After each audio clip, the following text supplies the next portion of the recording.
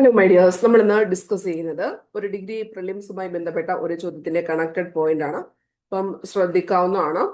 രാജു കിഴക്ക് വശത്തേക്ക് 10 കിലോമീറ്റർ സഞ്ചരിച്ചു എന്നാണ് ആദ്യ സെന്റൻസ് പറഞ്ഞിരിക്കുന്നത്. രാജു എന്ന് പറഞ്ഞിരിക്കുന്ന വ്യക്തി കിഴക്ക് വശത്തേക്ക് 10 കിലോമീറ്റർ, അപ്പൊ അത് നമ്മൾ അടയാളപ്പെടുത്തി. തുടർന്ന് അവിടെ നിന്ന് വലതുവശത്തേക്ക്, അപ്പൊ ഈ ഒരു പോയിന്റിൽ എത്തിക്കഴിയുമ്പോൾ വലതുവശം എന്ന് പറയുമ്പോൾ നമ്മുടെ റൈറ്റ് സൈഡ്, അപ്പൊ അവിടെ ചെന്ന് നമ്മൾ നിൽക്കുന്നതായിട്ട് ഇമാജിൻ ചെയ്യുക. സോ അതിന്റെ റൈറ്റ് എത്ര വന്നിരിക്കുന്നത്? അവിടുന്ന് വലതുവശത്തേക്ക് 20 കിലോമീറ്റർ സഞ്ചരിച്ചിട്ടുണ്ട്. പിന്നീട് ഇടത്ത് തിരിഞ്ഞ് 10 കിലോമീറ്റർ സഞ്ചരിച്ചു. അപ്പൊ ഇവിടെ വന്നതിന് ശേഷം ഇടത്ത് തിരിഞ്ഞെന്ന് പറഞ്ഞാൽ ഇങ്ങോട്ടേക്കാണ്. 10 കിലോമീറ്റർ സഞ്ചരിച്ചു. വീണ്ടും ഇപ്പൊ ഇവിടെ വന്നിട്ട് ഇടത്തോട്ട് തിരിഞ്ഞ് 35 കിലോമീറ്റർ സഞ്ചരിച്ചു. 35 കിലോമീറ്റർ ടോട്ടലി സഞ്ചരിച്ചിട്ടുണ്ട്. എങ്കിൽ ആരംഭ സ്ഥാനത്ത് നിന്നും അവസാന സ്ഥാനത്തേക്കുള്ള ഏറ്റവും കുറഞ്ഞ ദൂരം. ഇപ്പൊ ഞാൻ ഈ പറഞ്ഞ പോയിന്റുകൾ ഒന്നുകൂടെ പറയാവുന്നതാണ്. അപ്പൊ അതായത് രാജു എന്ന് പറഞ്ഞിരിക്കുന്ന വ്യക്തി കിഴക്ക് വശത്തേക്ക്, അപ്പൊ കിഴക്ക് വശം എന്ന് പറഞ്ഞു കഴിഞ്ഞാൽ നമുക്ക് തന്നിരിക്കുന്ന ഇവിടെ നമ്മൾ നിൽക്കുന്നതെങ്കിൽ അതിന്റെ റൈറ്റ് സൈഡിലോട്ട് വരയ്ക്കണം. 10 കിലോമീറ്റർ സഞ്ചരിച്ചു. തുടർന്ന് ഇപ്പൊ ഇവിടെ വന്ന് നിന്നു. ഇവിടെ വന്നതിന് ശേഷം ഈ മേപ്പോട്ട് പോവുകയാണെങ്കിൽ ഇടത്തോട്ടും, താപ്പോട്ട് പോവുകയാണെങ്കിൽ വലത്തോട്ടും ആണെന്ന കാര്യം ഓർത്ത് വെച്ചേക്കാം. അപ്പൊ നമ്മൾ അവിടെ 20 ആണ്. ദെൻ അതിനുശേഷം ഇടത്തോട്ട്, അതായത് ഇവിടെ വന്നതിന് ശേഷം ഇടത്തോട്ട് ലെഫ്റ്റ് സൈഡ് എടുക്കുക 10. ദെൻ ഒടുവിൽ വീണ്ടും ഇവിടെ വന്നതിന് ശേഷം 35 കിലോമീറ്റർ സഞ്ചരിച്ചു. അപ്പൊ ഇവിടെ വന്നതിന് ശേഷം 35 കിലോമീറ്റർ സഞ്ചരിച്ചു എന്ന് പറഞ്ഞാൽ ഇവിടുത്തെ ഹൈറ്റ് നമുക്ക് തന്നിട്ടുണ്ട് 20 ആണ്. ബാക്കി എത്ര എന്ന് ഓർത്താൽ മതി? 15 എന്ന് ഓർത്താൽ മതി അല്ലെ? അപ്പൊ ഇവിടെ നമുക്കൊരു ലൈൻ വരയ്ക്കാം. അതായത് Karnam square is equal to പാദം സ്ക്വയർ പ്ലസ് ലംബം സ്ക്വയർ എന്നാണല്ലോ വരുന്നത്. അപ്പൊ അതായത് ഈ ഒരു ദൂരമാണ് നമുക്ക് കണ്ടുപിടിക്കാനുള്ളത്. ഇവിടെ ആണ് നിൽക്കുന്നതെന്ന് വിചാരിക്കുക. ലാസ്റ്റ് പോയിന്റ് ഈ ഒരു പോർഷനിലാണ്. അപ്പൊ ആ AB എന്ന് പറഞ്ഞിരിക്കുന്ന പോർഷൻ ഇവിടെ നമുക്ക് കർണമാണ്. സോ ഇവിടെ പാദം ഈ 10 നമുക്കറിയാം. ഇവിടെയും ഒരു 10 ഉണ്ട്. അതേ വാല്യൂ തന്നെ ആയിരിക്കുമല്ലോ ഏതായാലും ആ ടോപ്പിൽ വരുന്നതും. 10ഉം 10ഉം 20 ചേരുമ്പോഴാണ് അതിന്റെ ബേസ് എന്ന് പറയുന്നത്. 20ന്റെ സ്ക്വയർ പ്ലസ് ഇവിടെ എത്രയേ ഉള്ളൂ? ഇത്രത്തിൻ്റെതേ ഉള്ളൂ, 15ൻ്റെതേ ഉള്ളൂ. 15ന്റെ സ്ക്വയർ അപ്പൊ എത്ര വരും? 400 പ്ലസ് 225 എന്നിട്ടുള്ള രീതിയിൽ വരും. അതായത് 625 എന്ന് പറയുന്ന രീതിയിലേക്ക് വരും. 625 എന്ന് പറഞ്ഞിരിക്കുന്നത് കർണം സ്ക്വയർ ആണ്. കർണം കിട്ടാൻ വേണ്ടിയിട്ട് എത്ര വരണം? കർണം എന്ന് പറഞ്ഞിരിക്കുന്നത് 625ന്റെ റൂട്ടായിട്ട് വരും. സോ ആൻസർ എത്ര ആയിട്ട് വരും? 25 എന്ന രീതിയിലേക്ക് ആൻസർ വരും. ക്ലിയർ ആണോ പറഞ്ഞ കാര്യങ്ങളോ? ഓക്കെ. ഇപ്പൊ ഇവിടെ നമുക്ക് Karnam square is equal to പാദം സ്ക്വയർ പ്ലസ് ലംബം സ്ക്വയർ ആണ്. കർണം കിട്ടാൻ വേണ്ടിയിട്ട് അതിൽ റൂട്ട് എടുത്ത് വെച്ചാൽ മതി. ക്ലിയർ ആയെന്ന് വിചാരിക്കുന്നു. അടുത്ത ചോദ്യത്തിലേക്ക് പോകാവുന്നതാണ്. ഒരു ക്യൂവില് രമേശിനേക്കാൾ 13 റാങ്ക് മുന്നിലാണ് സുമേഷ്. പിന്നിൽ നിന്നും 19ാം സ്ഥാനത്താണ് രാജേഷ്. അപ്പൊ ഇവിടെ നമുക്ക് കുറച്ച് കാര്യങ്ങൾ കൺഫ്യൂഷൻ ആക്കാൻ വേണ്ടിയിട്ട് തന്നിട്ടുണ്ട്. സോ നമ്മൾ അവിടെ ശ്രദ്ധിച്ചിട്ടില്ലെങ്കിൽ നമുക്ക് ഒത്തിരി ടൈം അവിടെ വേസ്റ്റ് ആയിട്ട് പോകും. അപ്പൊ അതായത് ഒരു ക്യൂവിൽ നിന്ന് രമേശിനേക്കാൾ 13 റാങ്ക് മുന്നിലാണ് സുമേഷ് എന്നൊക്കെ പറഞ്ഞിട്ടുണ്ട്. അപ്പൊ എന്താണ്? ഒരു ക്യൂവിൽ രമേശിനേക്കാൾ മുന്നിലാണ് സുമേഷ്. എത്ര റാങ്ക്? 13 റാങ്ക് എന്ന് പറഞ്ഞിട്ടുണ്ട്. പിന്നിൽ നിന്ന് 19ാം സ്ഥാനത്താണ് രമേശ്. അതായത് ഒരു ഇതുണ്ട്, ലൈൻ ഉണ്ട്. അതിനകത്തുനിന്ന് ഏറ്റവും പിന്നിൽ നിന്ന് 19ാം സ്ഥാനത്താണ് രമേശ് എന്ന് പറഞ്ഞിരിക്കുന്നത്. ഞാൻ ഒന്നുകൂടെ പറയാം, ക്വസ്റ്റിനകത്ത് വായിക്കാം. ഒരു ക്യൂവില്, ഞാൻ ജസ്റ്റ് നിങ്ങൾക്ക് ഒന്ന് മാറ്റിക്കോട്ടെ, അല്ലെ നിങ്ങൾക്ക് കാണാൻ ബുദ്ധിമുട്ടായിരിക്കും. അതായത് ഒരു ക്യൂവില് രമേശിനേക്കാൾ 13 റാങ്ക് മുന്നിലാണ് സുമേഷ്. അപ്പൊ സുമേഷ് 13 റാങ്ക് മുന്നിലാണ്. പിന്നിൽ നിന്ന് 19ാം സ്ഥാനത്താണ് രമേശ് എന്ന് പറഞ്ഞിരിക്കുന്നത്. സുമേഷിനേക്കാൾ 5 റാങ്കുകൾ പിന്നിലാണ് രാജേഷ്. സുമേഷിനേക്കാൾ 5 റാങ്കുകൾ പിന്നിലാണ് രാജേഷ്. രാജേഷിനേക്കാൾ 8 റാങ്കും സുമേഷിനേക്കാൾ 3 റാങ്കും മുന്നിലാണ് ആര്യ. മുന്നിൽ നിന്ന് 39ാം സ്ഥാനത്താണെങ്കിൽ ആര്യയെങ്കിൽ ക്യൂബിൽ ആകെ എത്ര പേരുണ്ട് എന്നാണ് ചോദിച്ചിരിക്കുന്നത്. അപ്പൊ ഇവിടെ നമുക്ക് ആര്യയുടെ പിന്നിൽ നിന്നുള്ള സ്ഥാനം തന്നിട്ടുണ്ട്. എത്രാമത്തെയാണ്? സോറി, ആര്യ മുന്നിൽ നിന്നും 39 സ്ഥാനം. അതായത് ഇവിടെ ഇത്രയും ആൾക്കാരുണ്ട് എങ്കിൽ 39 സ്ഥാനത്താണ് ആര്യയുടെ സ്ഥാനം. ആരാ നിൽക്കുന്നത്? ആര്യ 39 സ്ഥാനത്താണ് ആര്യയുടെ സ്ഥാനം മുന്നിൽ നിന്ന്. ആര്യയെങ്കിൽ ക്യൂവിൽ ആകെ എത്ര പേരുണ്ട്? അതായത് മുന്നിൽ നിന്നുള്ള വാല്യൂ നമുക്ക് 39 കിട്ടിയിട്ടുണ്ട്. ആര്യയുടെ പൊസിഷനും തന്നിട്ടുണ്ട്. ഇനിയും പറഞ്ഞിരിക്കുന്നത്, ഇനി ആര്യ മാത്രം നമുക്കൊന്ന് ജസ്റ്റ് കണക്ട് ചെയ്യാം. ഇവിടെ നമുക്ക് കൺഫ്യൂഷൻ ആക്കാൻ വേണ്ടിയിട്ട് മാത്രമാണ് ഈ രമേശ് എന്ന് പറഞ്ഞിരിക്കുന്ന വ്യക്തിയെ തന്നിരിക്കുന്നത്. അതിന്റെ ആവശ്യമേ ഇല്ല. ഒത്തിരി ടൈം നമുക്ക് കൺസ്യൂമിങ് ആകും പരീക്ഷാ ഹാളിൽ. സോ ശ്രദ്ധിക്കുക, ഇങ്ങനെയുള്ള ചോദ്യങ്ങൾ വരുമ്പോൾ.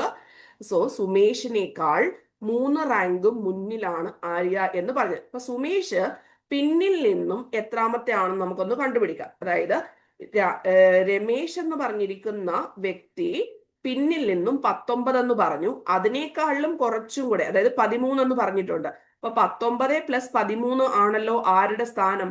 സുമേഷിന്റെ സ്ഥാനം പിന്നിൽ നിന്ന്. അത് എത്ര വരുന്നുണ്ട്? 32 വരുന്നുണ്ട്. ക്ലിയർ ആണോ? അതായത് സുമേഷ് പിന്നിൽ നിന്ന് 32ാമത്തതാണ്. ഇനിയും സുമേഷിനേക്കാൾ 3 റാങ്ക് മുന്നിലാണ് ആര്യ. അതായത് പുറകിൽ നിന്ന് നോക്കുമ്പോൾ ആരുടെ വാല്യൂ വരുന്നുണ്ട്? 32ന്റെ കൂടെ 3 കൂടെ കൂട്ടിച്ചാൽ മതി 35. അപ്പൊ ഇവരോട് ചോദിച്ചിരിക്കുന്നത് ക്യൂവിൽ ആകെ എത്ര പേരുണ്ട് എന്നാണ് നമ്മളോട് ക്വസ്റ്റ്യൻ ചോദിച്ചിരിക്കുന്നത്. അതായത് ഒന്നുകൂടെ ഞാൻ പറഞ്ഞുതരാം. ഇത് പറയുന്ന സമയത്ത് ആദ്യം ഒന്നും മനസ്സിലാകണമെന്ന് യാതൊരുവിധ നിർബന്ധവും ഇല്ല. ഒന്നുകൂടെ ഇവരോട്ട് വരച്ചു കാണിക്കാം. അതായത് ഇവിടെ നമുക്ക് 2 വ്യക്തികളുടെ കാര്യങ്ങൾ മാത്രം അറിഞ്ഞാൽ മതി. ഒന്ന് ആര്യയുടെ കാര്യം പറഞ്ഞിട്ടുണ്ട്. മുന്നിൽ നിന്ന് 39ാം സ്ഥാനത്താണ് ആര്യ എന്ന് പറഞ്ഞിരിക്കുന്നു. മുന്നിൽ നിന്ന് 39ാം സ്ഥാനത്താണ് ആര്യ എന്ന് വിചാരിക്കാം. ആൻഡ് അതുപോലെ തന്നെ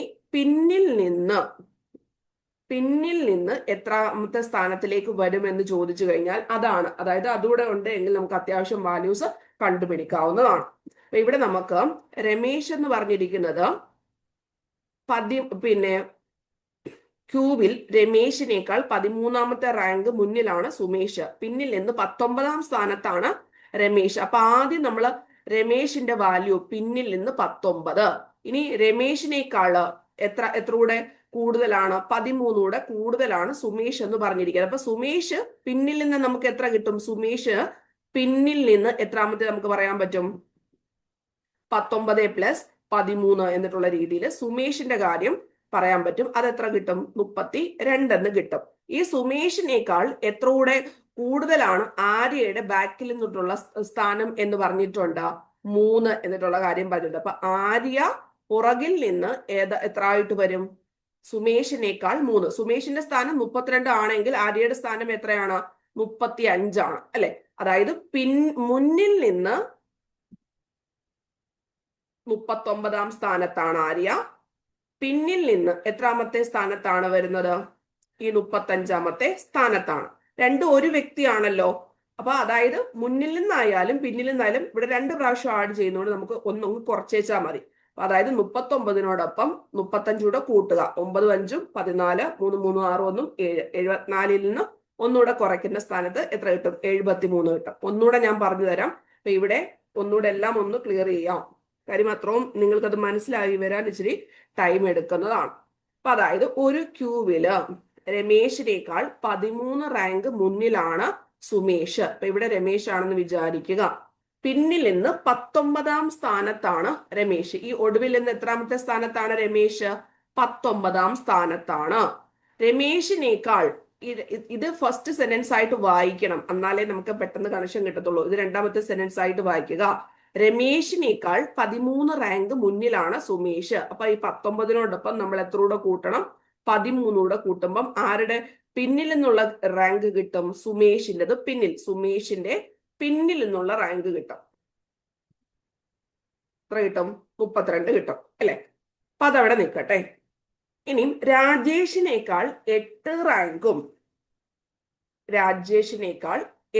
റാങ്കും സുമേഷിനേക്കാൾ 3 റാങ്കും മുന്നിലാണ് ആര്യ എന്ന് പറയുന്നത്. അപ്പൊ സുമേഷിനേക്കാൾ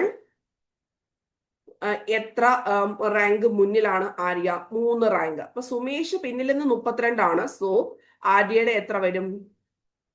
32ന്റെ കൂടെ 3 കൂടെ കൂട്ടിക്കഴിഞ്ഞാൽ 35 എന്നിട്ടുള്ള വാല്യൂ ഏതിന്റെ കിട്ടും? ആര്യ പിന്നിൽ നിന്ന് എത്ര കിട്ടും? 32+3 35 കിട്ടും. ഇനിയും ഓൾറെഡി നമുക്ക് ഇവിടെ തന്നിട്ടുണ്ട് ആര്യ മുന്നിൽ നിന്ന് എത്രയാണ് എന്ന് തന്നിട്ടുണ്ട്. എത്രയാണ് തന്നിരിക്കുന്നത്? 39. ക്ലിയർ? അപ്പൊ ഈ രണ്ടും കൂടെ 32-നോടൊപ്പം 35-നോടൊപ്പം 39 കൂട്ടുക, -1 ചെയ്ത് കഴിഞ്ഞാൽ ആ ലൈനിൽ എത്ര പേരുണ്ടെന്നുള്ള കാര്യം കിട്ടും. കാരണം ഒരു വ്യക്തി ഇപ്പൊ ഇവിടെ ആര്യയുടെ ഫ്രണ്ടിൽ നിന്നുള്ളതും ബാക്കിൽ നിന്നുള്ള സ്ഥാനം കിട്ടിയിട്ടുണ്ട്. അതിൽ നിന്ന് ജസ്റ്റ് 1 കുറച്ച് കഴിഞ്ഞാൽ നമുക്ക് ഇവിടുത്തെ ആൻസർ കിട്ടും. So answer is option D ആണ്. 73 ആൻസർ വരുന്നത്. മനസ്സിലായെന്ന് വിചാരിക്കുന്നു. ഇവിടെ കൺഫ്യൂഷൻ ആക്കാൻ വേണ്ടിയിട്ടാണ് രാജേഷ് എന്ന് പറഞ്ഞിരിക്കുന്ന വ്യക്തി അവിടെ കൊണ്ട് പ്ലേസ് ചെയ്തിരിക്കുന്നത്. കുറെ റാങ്കും അതിന്റെ ഇടയിലൊക്കെ തന്നിട്ടുണ്ട്. നമുക്ക് അതൊക്കെ എലിമിനേറ്റ് ചെയ്യാനുള്ള കഴിവ് ഉണ്ടായിരിക്കണം, അല്ലെങ്കിൽ ഇത് കൂടുതൽ കൺഫ്യൂസിങ് ആവത്തതേ ഉള്ളൂ.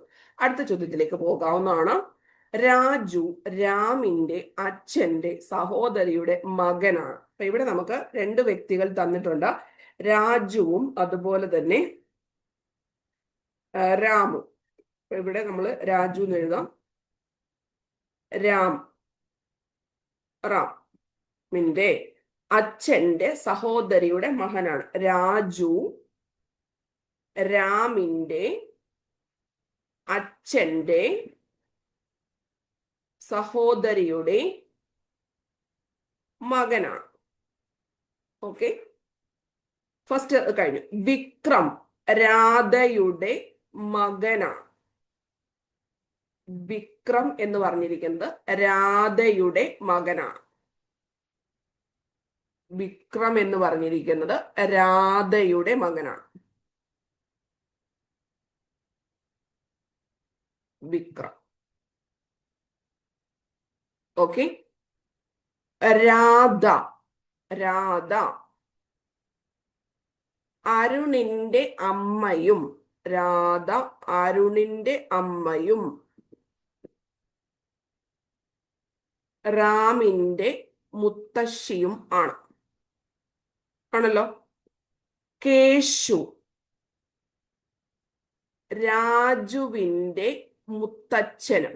കേശു എന്ന് പറഞ്ഞിരിക്കുന്ന വ്യക്തി ഈ രാജുവിന്റെ മുത്തശ്ശനും കൂടിയാണ്. രാധ കേശുവിന്റെ ഭാര്യയാണ്. ഇവിടെ ഒരു പോയിന്റോടെ മിസ്സിംഗ് ആണ്. കേശു പ്രിയയുടെ അച്ഛനാണ്. മനസ്സിലായോ? അപ്പൊ അതായത് കുറെ സംഭവങ്ങൾ ഇങ്ങനെ തന്നിട്ടുണ്ട്. അതായത് രാജു രാമിന്റെ അച്ഛന്റെ സഹോദരിയുടെ മകനാണ്. രാജു രാമിന്റെ അച്ഛന്റെ സഹോദരിയുടെ മകനാണ്. വിക്രം രാധയുടെ മകനാണ്. വിക്രം എന്ന് പറഞ്ഞിരിക്കുന്നത് രാധയുടെ മകനാണ്. രാധ അരുണിന്റെ അമ്മയാണ്.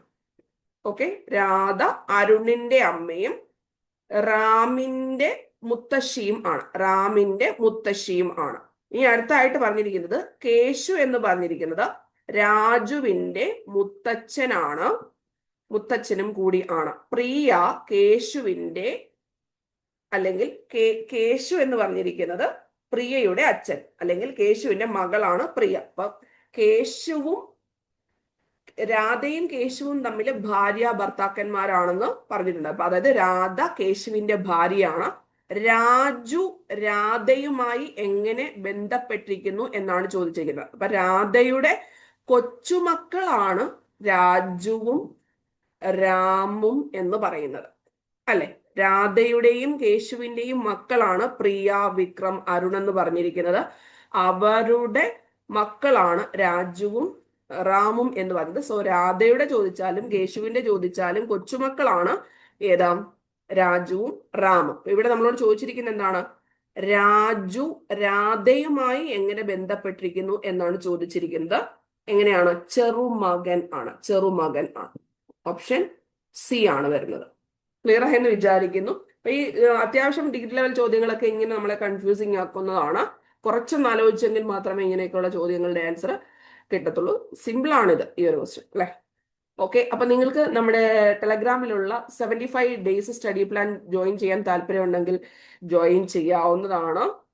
കമ്പനി ബോർഡ് അസിസ്റ്റന്റും യൂണിവേഴ്സിറ്റി അസിസ്റ്റന്റുമായി ബന്ധപ്പെട്ട് സ്പെഷ്യൽ ടോപ്പിക്സ് ഉൾപ്പെടെയുള്ള റെക്കോർഡ് ക്ലാസ്സും PDF അവൈലബിൾ ആയിരിക്കും. എല്ലാ സബ്ജക്റ്റും അതിനകത്ത് വരും കേട്ടോ. Maths, English, Malayalam record class.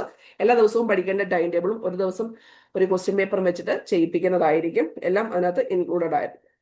Okay, താല്പര്യമുള്ളവർ മെസ്സേജ് ചെയ്യുക. അപ്പൊ ശരി, all the best. Thank you. I love you all.